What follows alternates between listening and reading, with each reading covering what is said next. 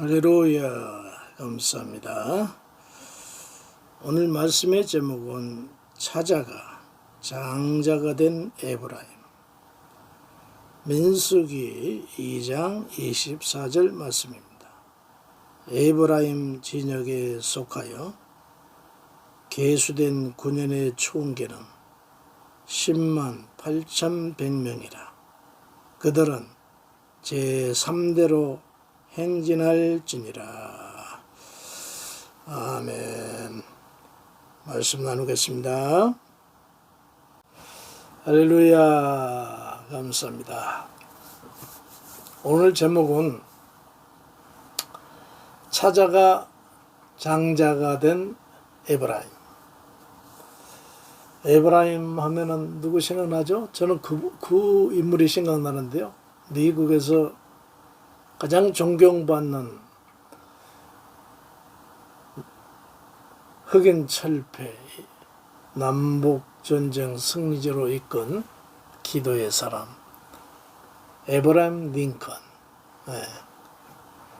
그 양반의 에브라임 링컨.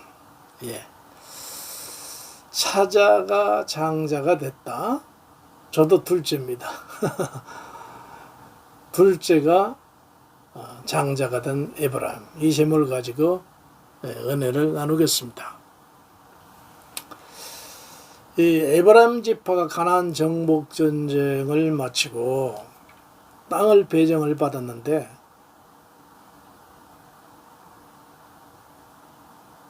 굉장히 중요하고 좋은 지역을 배정을 받았어요. 글쎄요, 하나님이 하셨겠죠. 여호수아가 한 것이 아니라 하나님 하신 거죠. 이 지역이 물이 풍부한 지역입니다. 이스라엘 전 국토 중에 한 가운데예요. 그러니까 군사적으로도 굉장히 안정된 지역이죠. 다른 지파들이 주변에서 다 감싸고 있으니까. 우리로 말하면은 그 충청도 정도 되는 지역이에요. 예. 아주 그러니까 물이 많고 땅도 비옥한 지역이거든요. 예. 그리고 자연히 사방의 그 중심지니까 교통의 요충지. 예. 에브라임 지파를 거치지 않고는 뭐 남쪽으로도 북쪽으로 서쪽 동쪽으로 갈 수 없는 그 한 중앙에 배정이 되어 있었거든요. 그러니까 땅도 비옥하죠. 물도 풍부하죠. 또 땅의 한 중앙에 있어서 교통의 요충지죠. 예. 그리고 더 중요한 것이 또 하나가 있는데요. 솔로몬 성전이 즉 그 다윗이 법궤를 모셔오기 전에는 그 이전에 그 이스라엘의 그 종교 중심지는 실로였습니다. 실로라는 말씀 많이 들으셨죠? 실로.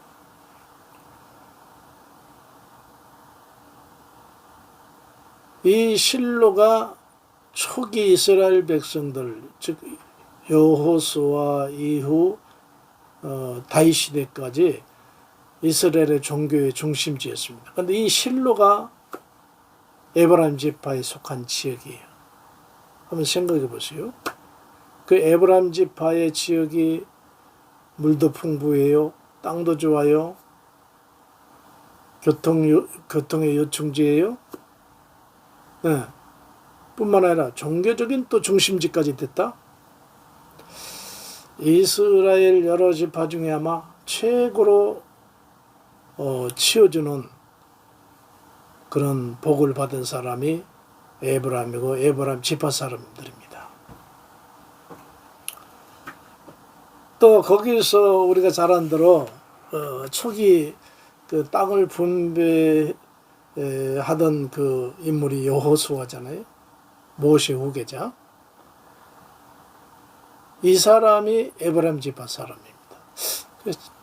또 하나님의 역사지만 여호수아가 어떤 영향력이 행사될 수도 있었겠죠. 하여튼 그러나 또 정치적으로도 자연히 그러니까 또 자연스럽게 또 초대왕인 그 이스라엘의 초대왕이 사울이죠. 사울도 또 여기 에브라임 지파 사람이거든요. 여호수아, 사울. 그러니 교통요충지에 땅은 비옥해 또 종교 중심지인 실로가 에브라임 지파 지역에 속해 있고 종교 중심지에 또 여호수아와 사울왕 초대왕 이 사람들이 또 에브라임 지파 사람 정치까지 훗날 유다 지파가 이제 또 왕성해지기 전에는 이스라엘 전 지파 중에 이 에브라임 지파가 축이었습니다. 가장 중요한 축이었어요. 에브라임 지파를 빼고는 일이 되지를 않았어요. 모든 부분에 있어서. 그렇게 중요한 지파가 에브라임 지파입니다. 전주에 말씀드렸듯이 에브람과 그 므낫세는 형제간이잖아요. 네. 므낫세가 형이고 에브람이 요셉의 둘째입니다. 애굽에서 낳은 아들들이죠. 요셉이 첫째 아들 므낫세, 요셉의 둘째 아들 에브라임 이렇게 됐습니다. 자, 그런데 이렇게 에브람이 많은 에브람과 그 지파 사람들이 복을 받는 데는 나뿐 아니라 모든 성경학자들이 창세기 48장 때문이라고 봐요. 창세기 48장. 그 내용이 뭐냐면요. 애굽으로 내려간 야곱이 나이가 많이 들었죠. 나그네 인생 살다가 이제 그 아들이 국무총리가 돼서 애굽으로 내려갔잖아요. 참 본인 말대로 나그네 인생입니다. 삼촌집에 살다가 다시 돌아와서 이제는 다시 애굽으로 가고 참 나그네 인생이었어. 이 야곱이 이제 임종에 가까웠다는 소식을 듣습니다. 누가요? 요셉이. 그래서 급하게 아들 둘을 데리고 그 축복 기도에 대한 굉장한 이스라엘 사람들에게는 기대, 희망, 믿음이 있어요. 그 야곱도 쌍둥이 형과의 관계에 있어서 그 이삭이 야곱의 머리에 예서가 받아야 될 축복을 받고 도망을 하잖아요. 그만큼 이 사람들에는요 목숨 걸 만한 바로 그것이 아버지의 축복기도, 아버지이자 제사장이죠. 그래서 요셉도 아버님이 임종 전에 이 아들들에게 좀 축복을 받아야겠다고 급히 서둘러서 갔습니다.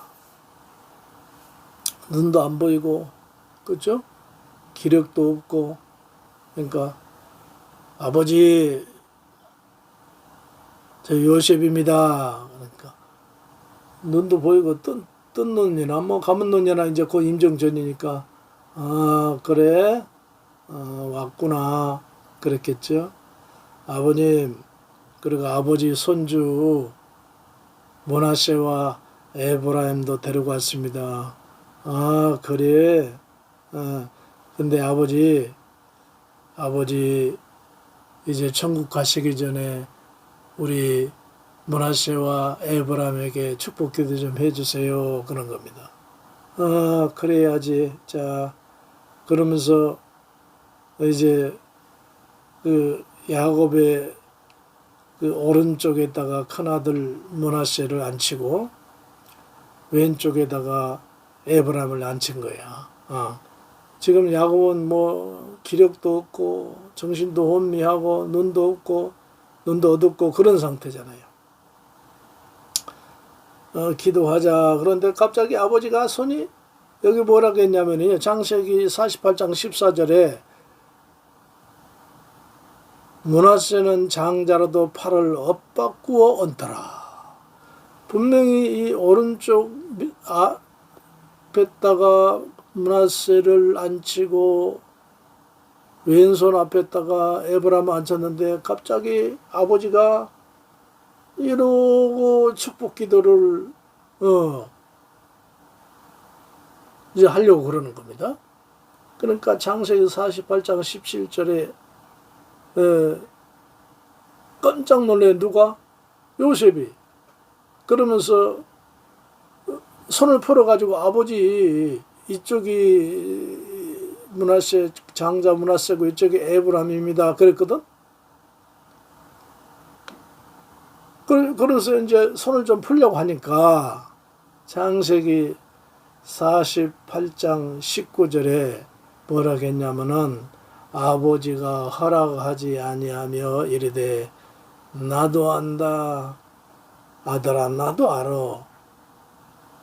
그러니까 의식이 없는 것이 아니고 분명히 의식은 있는데 손이 쫙 돌아가는 거야. 네. 그러니까 야곱의 의지로 돌아간 것이 아니라 본인 당신도 알아. 아는데도 축복을 하는데 쫙 오른손이 둘째 에브라임한테 가고 왼손이 즉 내가 다시 나도 지금 야곱처럼 오른손이 됐네. 미안해요. 이 오른손이 둘째 에브라임한테 가고 이 왼손은 첫째 머리로 쫙 가는 거야. 이야 정말 분명히 우측 손 앞에다가 므낫세를 두고 왼쪽 손 앞에다가 에브라임을 뒀는데 이게 쫙 엇박자가 되더라.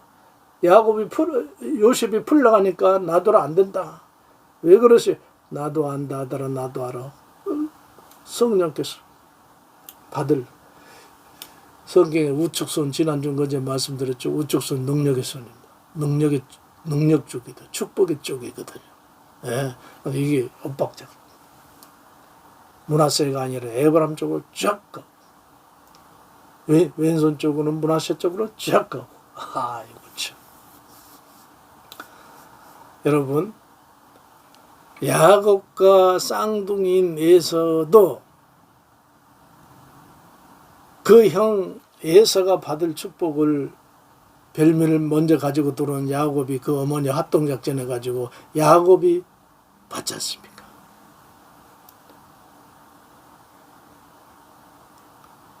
바로 그것이 야곱의 인생 결정타가 된 거예요.